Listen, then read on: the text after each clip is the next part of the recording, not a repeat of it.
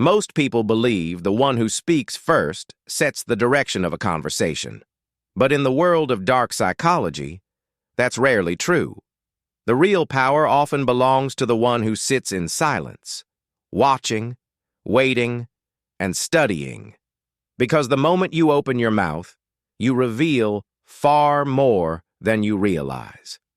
And the person who stays quiet collects all of it without exposing anything of themselves. This is a subtle tactic you've probably experienced 1,000 times but never noticed. A tactic where your own words become the tools someone else uses to influence you. When someone lets you talk first, it feels harmless. It even feels polite. You think they're giving you space. You think they're showing respect. But in darker forms of communication, this isn't generosity. It's strategy. You speak to ease the tension. They stay silent to gather information. And in that quiet gap between your comfort and their patience, something very important happens. You begin to leak. Words leak information, but your tone leaks your emotions. Your pace leaks your fears. Your explanations leak your insecurities. Your need to be understood leaks your desire for approval. Most of the time, you're not even aware you're doing it. But someone who understands human behavior listens for those unconscious leaks with incredible precision. They don't hear what you meant to say. They hear everything you didn't mean to reveal. When you talk first, you uncover your emotional landscape. You show where you stand. You show what you expect. You show the outcome you secretly hope for. Meanwhile, the silent person shows nothing. And in asymmetric conversations, the one who reveals the least has the greatest control. This tactic works because silence makes most people uncomfortable. The average person will fill silence just to avoid the feeling of tension.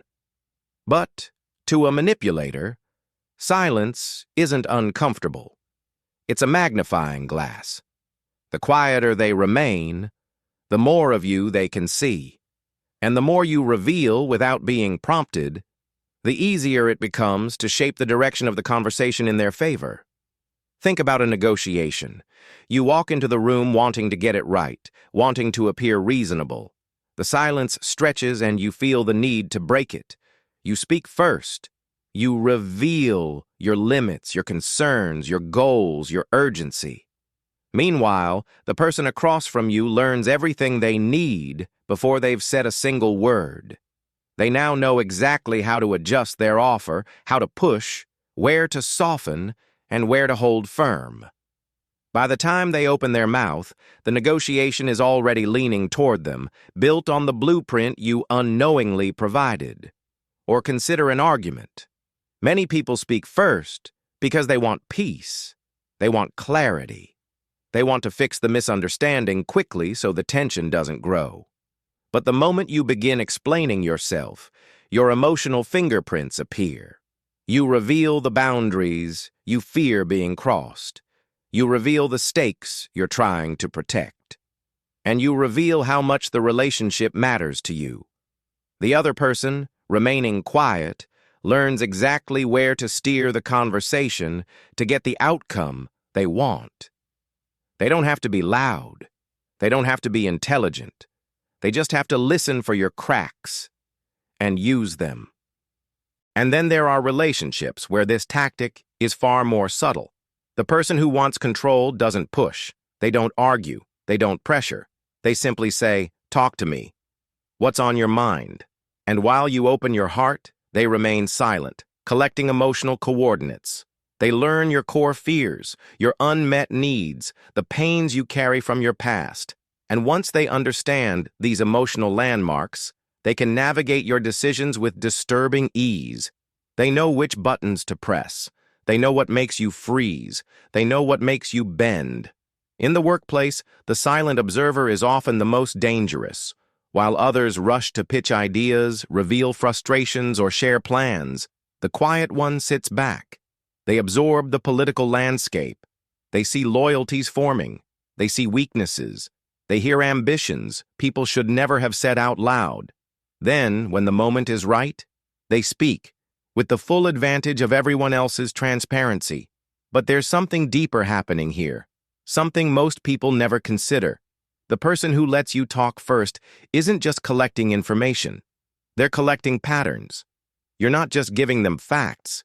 You're giving them the rhythm of your mind, how you justify yourself when you feel insecure, how you rush when you want approval, how your tone changes when you feel threatened, how you overshare when you hope someone will finally understand you.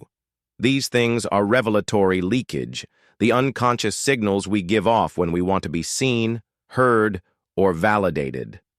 A manipulator listens to you the way a seasoned reader studies a book.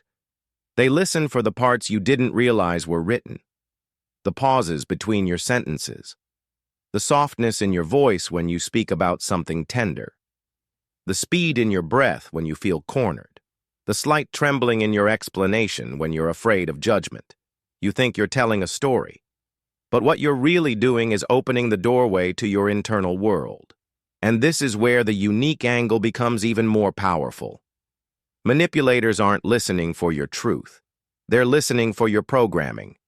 They want to know what scripts you follow, what reactions you default to, what emotional shortcuts you take. Because once they understand your programming, guiding you becomes astonishingly easy. They don't need to be forceful. They don't need to be persuasive. They only need to stay quiet long enough for you to reveal the code. And this is why speaking first is such a dangerous habit. The first speaker reveals the map. The silent one chooses the route. Many people who fall into this trap don't realize what's happening until much later. They walk away from conversations feeling drained. They replay arguments wondering why they were the one who apologized first. They notice that certain people always seem to walk away with the advantage, even though they barely said anything. And the truth is simple. Those people were never talking to understand you. They were waiting to decode you. So how do you protect yourself from this? You start by recognizing the power of silence. Not their silence, yours. When you stop rushing to fill the empty spaces, you remove the manipulator's greatest tool. The moment you become comfortable with silence, you stop leaking parts of yourself through nervous explanations. You stop revealing your insecurities out of politeness. You stop exposing your emotional blueprint to someone who hasn't earned access to it. You also start asking more questions. Not aggressive questions, not defensive ones. Simple ones. What do you think? Where do you stand? How do you see it? These questions force the other person to reveal their position first. And people who rely on listening as a form of control struggle when they're pushed to speak without data. You also learn to observe.